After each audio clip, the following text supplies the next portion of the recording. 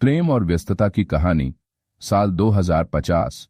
New Bengaluru शहर में आर्यन और कियारा नाम का एक कपल रहता था। आर्यन एक रिसर्चर था और कियारा एक आर्किटेक्ट। दोनों अपने अपने काम में इतने व्यस्त थे कि उनके रिश्ते में धीरे धीरे दूरी आने लगी। उनकी बातचीत सिर्फ काम और जिम्मेदारियों तक ही सीमित हो गई थी। एक दिन कियारा का एक बड़ा प्रेजेंटेशन था और उसी समय आर्यन के ऑफिस पर साइबर अटैक हो गया। कियारा को लगा कि आर्यन को उसकी परवाह नहीं है, जबकि आर्यन उसे मैसेज तक नहीं कर पा रहा था। शाम को जब कियारा उदास होकर घर लौटी तो उसने देखा कि आर्यन ने पूरे घर को उनके वेडिंग फोटोज और फूलों से सजाया हुआ था। आर्यन ने उसे एक खूबसूरत स्मार्ट लॉकेट गिफ्ट किया। कियारा ने यह भी देखा कि आर्यन को काम करते समय थोड़ी चोट लगी थी। उसे याद आया कि सुबह उसने आर्यन को एक मैसेज भेजा था और बताया था कि वह कितनी नर्वस है।